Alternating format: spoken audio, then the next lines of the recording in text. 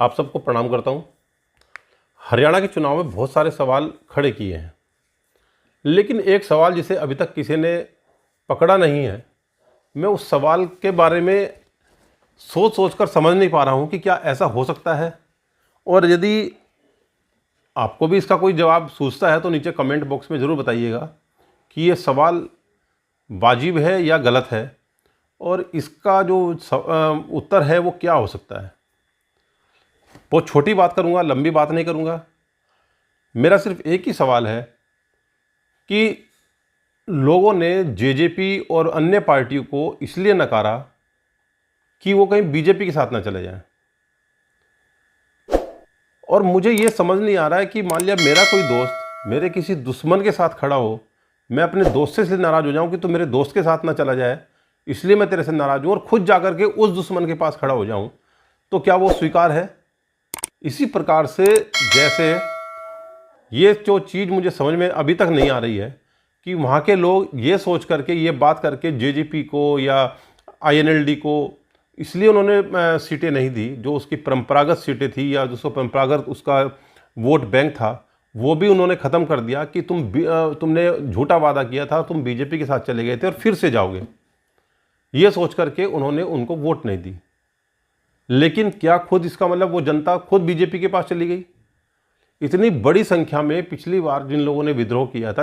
और जो बिल्कुल एंटी बीजेपी वोटिंग उन्होंने की थी 2019 में, तो क्या, और जबकि इस बार तो उसका जो विरोध का जो एक पैमाना था आम जनता का, वो उससे भी बड़ा था। तो मुझे अभी तक ये सवाल समझ नहीं आ रहा है कि जिन लोगों ने उन दलों को वोट नहीं किया जो दल बीजेपी के साथ जा सकते थे, उसकी जगह क्या उन्होंने डायरेक्ट बीजेपी को वोट कर दिया? वैसे तो बहुत सारे सवाल खड़े हैं,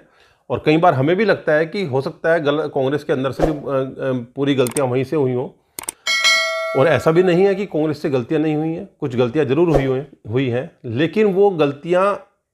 उस गलतियों से बहुत छोटी हैं जितना कि जनता के बीच में विद्रोह था, विरोध था और एंटी बीजेपी माहौल था, उसके हिसाब से वो गलतियां बहुत छोटी थी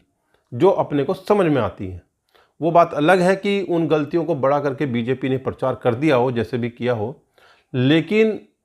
अगर मुझे लगता है कि जेजेपी को, आईएनएलडी को लोगों ने वोट इसलिए नहीं दिया, परंपरागत वोट नहीं गया, उनका जो परंपरागत वोट बैंक था वो नहीं रहा, उनकी सीटें नहीं रही, बल्कि उनकी जगह उन लोगों को ज़्यादा वोट दे दिया जो निर्दलीय खड़े हो गए कई सीटों पर, जो 10, 11, 15 सीटों के लगभग हैं। तो ये सब चीज़ें किस प्रकार से हुई? मेरे दिमाग में सिर्फ एक यही सवाल है कि जिन पार्टियों ने मोदी के साथ जाकर के अपने आप को खड़ा किया था 2019 के बाद, और जिन्होंने ये कहा था कि हम 2019 में कि हम बिल्कुल भी बीजेपी के साथ नहीं जाएंगे, बीजेपी को यमुना पार फेंक करके आएंगे, और उसके बाद जब उनकी 10 सीटें आई और उन्होंने अपने को बीजेपी के सामने नतमस्तक कर दिया, और पिछले 5 सालों में ये माहौल बना हुआ था कि हम उन लोगों को बिल्कुल वोट नहीं देंगे जो बीजेपी के साथ जाएंगे, तो किस प्रकार से इस बार उन लोगों ने, ठीक है जब उनको वोट नहीं दिया तो क्या बीजेपी को कर सकते हैं, क्योंकि वो तो बीजेपी के एंटी वोटर थे, और उस एंटी वोटर में सेंध लगाने का काम था अगर उन पार्टियों का वापस, कि किस प्रकार से वो अपने वोट बैंक को बना करके रखें, लेकिन वास्तव में वो वोट उनको वापस नहीं गया जो पिछली बार 2019 में उनके पास गया था, वो उनके पास बिल्कुल नहीं गया, और उसका बहुत बड़ा वोट बैंक, मुश्किल से मैं समझता हूँ शायद 1-1.5%, 2% के लगभग वोट परसेंटेज पर रह गए वो लोग। तो वो कैसे बीजेपी के साथ जा सकता है? ये सवाल मेरे सामने खड़ा हुआ है।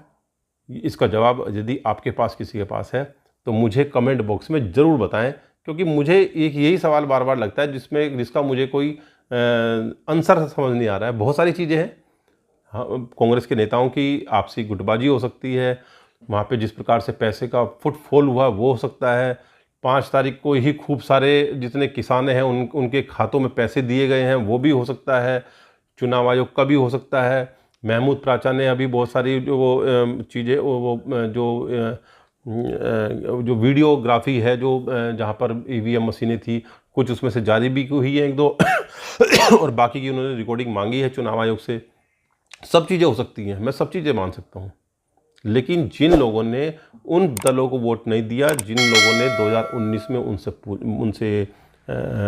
धोखा किया था उनको वोट देने वालों से, तो वो वोट बैंक क्या सीधे अपने आप ही को बीजेपी को चला गया? ऐसा कैसे हो सकता है? जैसा मैंने शुरू में भी कहा कि मेरा कोई दोस्त मेरे दुश्मन के साथ खड़ा हो और मैं उसको मना करूं या उससे नाराज़ हो जाऊं इस बात के लिए कि तुम मेरे दोस्त के साथ, वो दुश्मन के साथ क्यों खड़े हो, और मैं खुद जाकर के दुश्मन के साथ खड़ा हो जाऊं, ऐसा पॉसिबल होता नहीं है। इतना जल्दी तो नहीं होता और इस तरह से नहीं होता। तो इसका सवाल का जवाब अगर आपको किसी को मालूम है तो नीचे कमेंट बॉक्स में अधिक से अधिक लोग ज़रूर भेजें। जय हिंद, जय भारत, जय उत्तराखंड।